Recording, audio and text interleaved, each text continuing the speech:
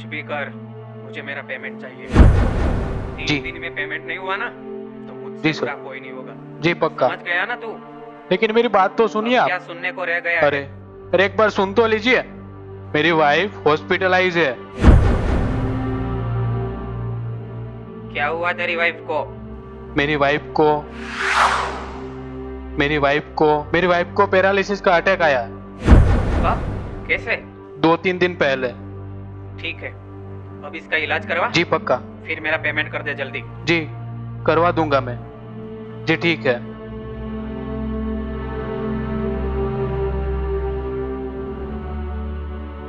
अरे बाबूराव, मेरा कुछ इलाज करवा, वरना मैं केविन की शादी देखे भी नहीं।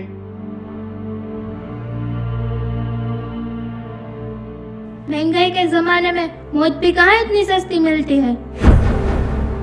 मुझे तो लगता है मैं गंगा नहाए बिना ही स्वर्गवास हो जाऊंगी। पापा, पहले मेरा स्पोर्ट बाइक, बाद में इन सब। पता है, सब फ्रेंड मेरी मजाक बनाते हैं कॉलेज में। पापा, अगर मेरा एक्टिवा नहीं मिला तो कल मैं कॉलेज नहीं जाऊंगी। तू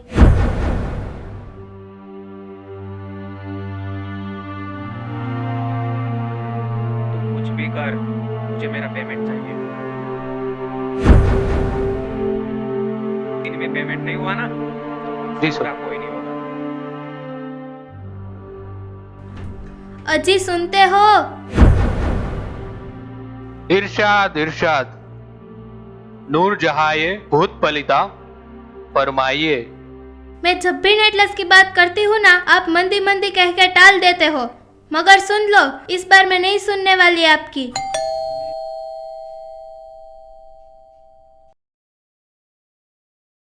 दीपक सर है घर पे?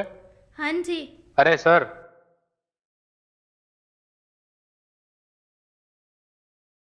सर मैं होम लोन डिपार्टमेंट से आ रहा हूँ।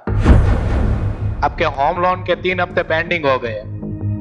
इस बार कुछ नहीं के तो ये मकान सील करना पड़ेगा। मैं कल मैनेजर से मिल लूंगा। अरे वो सेटिंग वाले मैनेजर की बदली हो गई है। नए मैनेजर जो है वो बहुत कड़क है। वो तो खुद आ रहे थे, लेकिन मैंने कहा कि वो हमारे पुराने क्लाइंट है तो रुक गए। कोई बात नहीं, मेरी उससे 4 आंखें तो होने दो। ठीक है, तो कल बैंक आके कर लेना सर।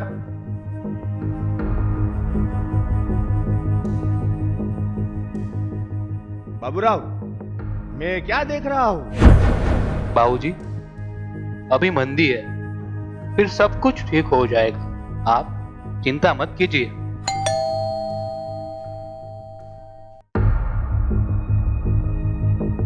सर,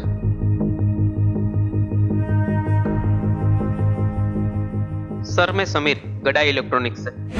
वो आप फोन नहीं उठा रहे थे तो मुझे खुद घर आना पड़ा।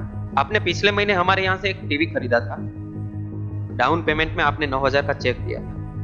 वो चेक बाउंस हुआ है, तो कल आपने पेमेंट नहीं किया तो हमें आपके खिलाफ FIR करवानी पड़ेगी।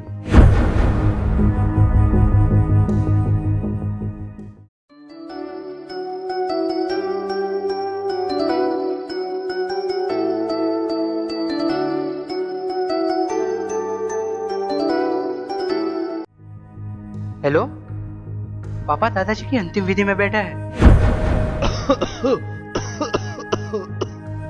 दादाजी तो चल बसे, अब दादी की बारी। मरे मेरे दुश्मन, मुझे इतनी जल्दी नहीं है जाने की। लेकिन पापा को जल्दी है ना। अब जल्दी ही मेरी मौत आ जाए ना तो अच्छा है। ये मकान तो मैंने अपने खून पसीने की कमाई से बनाया है। इसकी नीलामी होने से पहले मेरी आंखें बंद हो जाए ना, ऐसी मैं भगवान से दुआ मांगता हूँ। जिग्नेश दादा बता रहे थे कि अधूरी इच्छा से मरे हुए इंसान की आत्मा भटकती रहती है। मैं पूछता हूँ, ये मकान गिरवे रखने से पहले मुझे पूछा क्यों नहीं? आपने गांव की जमीन बेची तब दादाजी से पूछा था, और ये मकान आपने खून पसीने की कमाई से नहीं बल्कि दादाजी की जमीन बेच के बनाया है। बेटा, उस जमीन का 1 भी रुपया इस मकान में नहीं लगा है। तो कहाँ लगाया दादाजी? बेटा, समाज के कुछ ऐसे रीति रिवाज बने हैं जिसके आगे हम लाचार हो जाते हैं। ऐसा ही एक रिवाज है शादी का।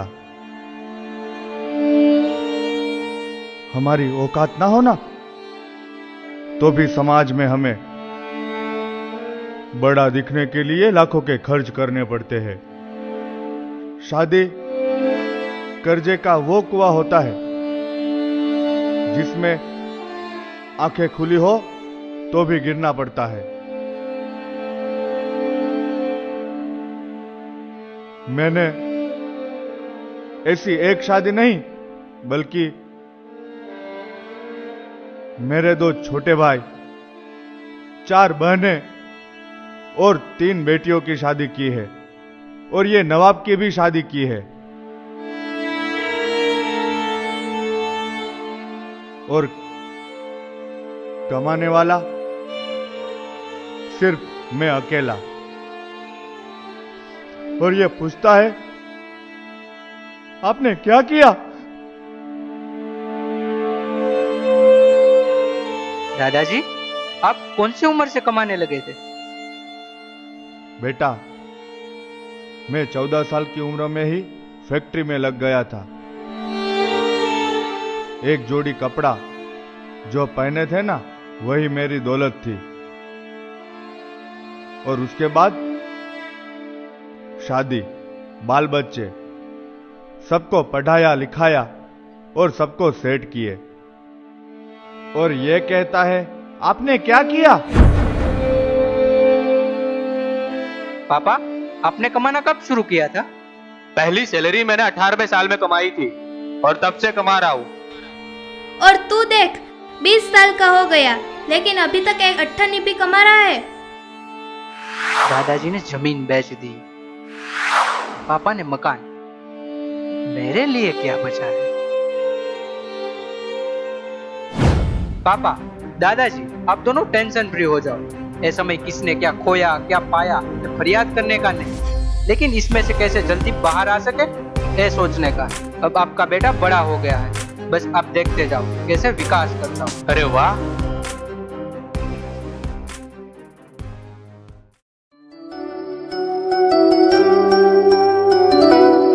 पापा, मम्मी, चार्मी, दादू, सब लोग इधर आ जाओ।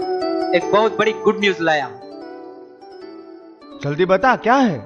दादी, आप आपके लिए 4 धाम की टिकट बुक करवा लो। मम्मी, आप ऑनलाइन से नेकलेस डिजाइन चूज कर लो। तू तेरा एक्टिवा ले ले। पापा, आप दादू को लेकर कल डॉक्टर की अपॉइंटमेंट ले।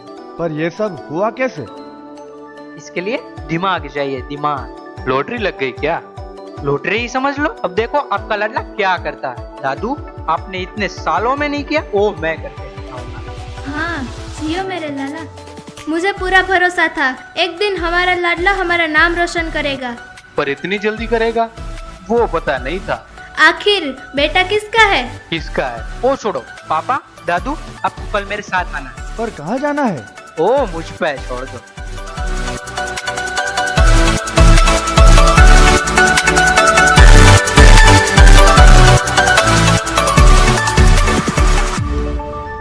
यहाँ सब चीजों पर लोन मिलता है। बेटा केविन, ये तो हमें कहाँ ले आया है? बस दादू, आप देखते जाओ। बेटा, तेरी चड्डी और बनियान पे भी लोन लिया हुआ है। अब हमारे पास कुछ भी नहीं। वही तो फर्क है आप में और मुझ में। साहब आगे, साहब आगे। Hello sir, hello. Good morning. Good morning. नमस्कार साहब। नमस्कार। और सर, हम कल मिले थे ना? हाँ, वो लोन के लिए कुछ काम था ना? Right sir. और ये है मेरे दादाजी, उम्र 70 साल।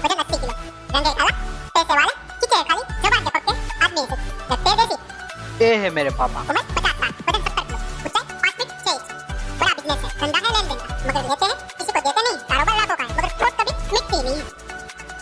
हाँ हाँ, पर इतना डिटेल्स क्यों बता रहे हो? वो आपने बोला था ना कल, किसी भी चीज पे लोन होता है।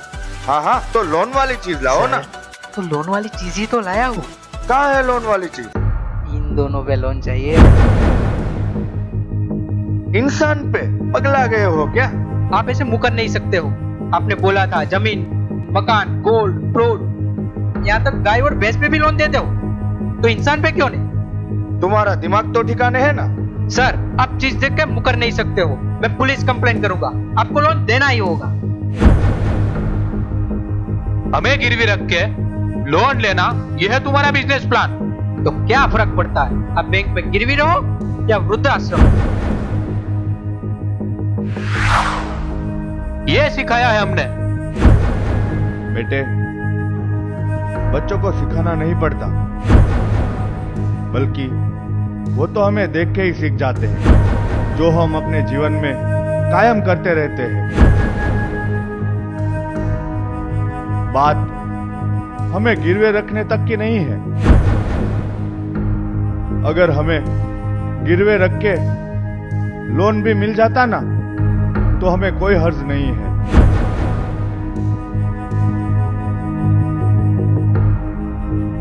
पर सोचने वाली बात यह है कि दुनिया को मुट्ठी में लिए घूम रहे अभिमानी इंसानों की कीमत गाय और भैंस जितनी भी नहीं है। फिर वो इंसान कौन से अभिमान में घूम रहा है? I am something, I am something, I am something.